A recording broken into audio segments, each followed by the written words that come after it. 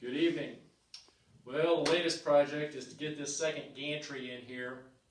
The other one is over on the other end. We'll see it in a second. And part of that process involved taking the garage door opener off of the ceiling, which it wasn't working anyway, and we've been lifting the door up by hand, so I'm going to have to deal with it sooner or later, so I don't feel too terrible about having to take it down. If we see on here, we were trying to figure out the water lines on this, and I'd gone off the plan here and you can see where the water line is and where it intersects. On the back, it intersects right at the bottom of the transom and right where the oak keel meets it. So right there's the water line.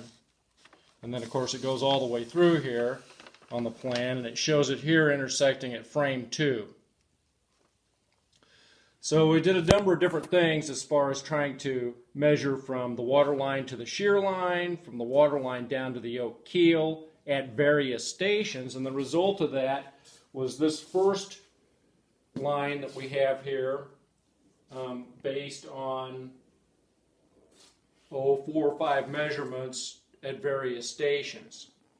And so you can see there, we know that it should come to the bottom of the oak keel where the transom meets, and we also know up here at station 2, which is right here, that we got a water line there. So those are the same.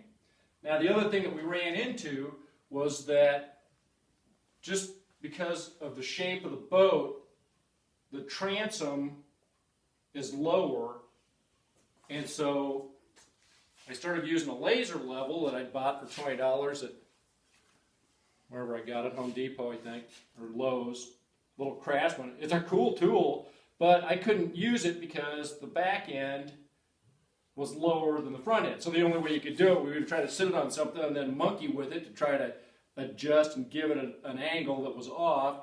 And then if you were at varying distances back from it, there was just no way to get a true line. So we thought, well, we'll take this rear gantry was already in here, and so we decided that maybe it would be easier just to raise the boat up about, what was it, 4 1/4 inches, I believe, and then that would make where the water line intersects at the stern level with where it intersects at the bow.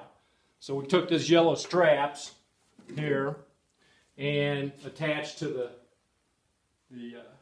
clip there, and then that was nerve-wracking. What was that, Sunday?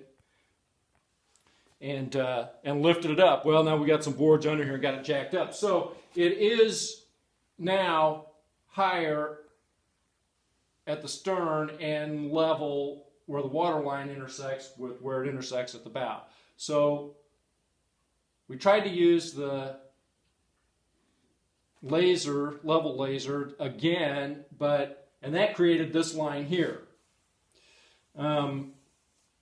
But it's not very fair, and we don't like it, so we just want to make sure it's right. So now we're going to use a method that I learned from Lou from Tips with the Shipwright, and that is to get our boards on here level and at the right levels from where at the top of the board would intersect where the water line is at the bow, and the same thing at the stern.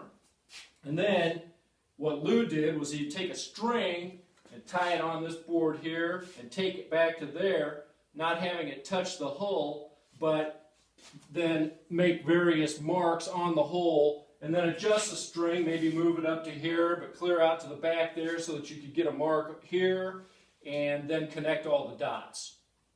So that's what I'm going to do. And I've got these now set 34 inches up off the ground, which is where I believe the water line intersects at both the bow and the stern. And this should allow me, because the boards are now level and are all 34 inches on both sides, to do this on both sides and get the full water line starboard and port. Not exactly what I was intending or thinking I would ever use these gantries for, but they just worked out perfect. because they're 8 foot wide and it gives us a distance to be able to put those strings on and stay away from the hull enough where we need to, so that we're not disrupting the integrity of where the water line should be by having the string actually touch the hull. And I would fully recommend looking at Lou's video to see how this is done. I've watched it 3 or 4 times now, so I think I've got a clue. So I'm going to work on this evening, and then once we get some marks made and get some lines drawn, then we'll do a little bit of follow-up video to finish this out. Okay, so I got my line tied on here, and I took one of those lines off that had been on there before, but I left the other one on there. And I've got this stretched pretty tight to both ends here, and then it'll be adjustable, and I can actually roll the gantry around a little bit if I need to. Something I'm finding interesting right off the bat is that where this intersects here amidships is real close to where this other line was.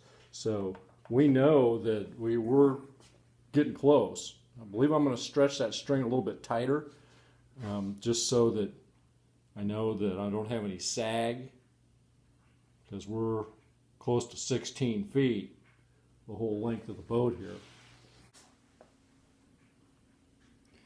Well, that felt like it took a long time, but I tightened the string, I moved the string probably 18, 20 times, and made my pencil marks. And the thing that I found was that when the string's fairly close to the hole, it's pretty easy, but if it's too far away from the hole, then you're trying to hold the pencil so that it's level from the top of the string over, and so that's kind of hard sometimes to judge.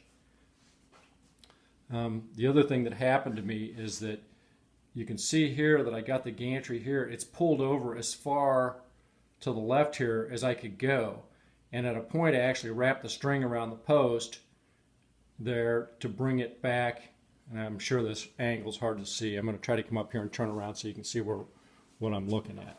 Okay, so I'm like even with this post that I was just showing you, and you can see that you can't see the back of the boat here where the water line goes. So it was very difficult to keep the string close to the hole the further I got back toward the transom. And as the old saying goes, once in a while a blind squirrel finds a nut. What I found out was that these sawhorses that are sitting here are almost exactly 34 inches off the ground. The same height as my boards that are attached to the gantries. So what I did is I attached one of the strings up here for a little while. I attached one of the strings back on the top of this sawhorse for just a minute, and that gave me an ability to get back and see. Now you can see where it goes, and actually where the string's still tied to the board back there, I had that string stretched out up here to this sawhorse.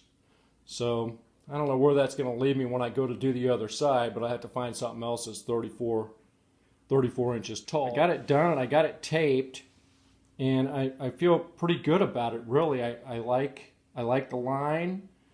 There's a couple of places where it was hard to bend the tape, and so it feels like there's a little squiggle in it, like maybe right in there, and for sure right in here. But it's pretty dang good. Pretty good. So I may take the X-Acto knife and just trim that edge of that tape just a little bit to make sure that I've just got a nice smooth line. The other thing I did when I was taping is I just kept tearing off little pieces. You can see here that I'm joined with each next little piece. And part of the trick of that was then getting it lined up on the bottom edge here so that when I run the paint, I've got a nice clean edge to work with.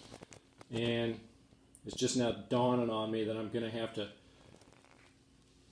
mark out however wide I want the water line to paint on there.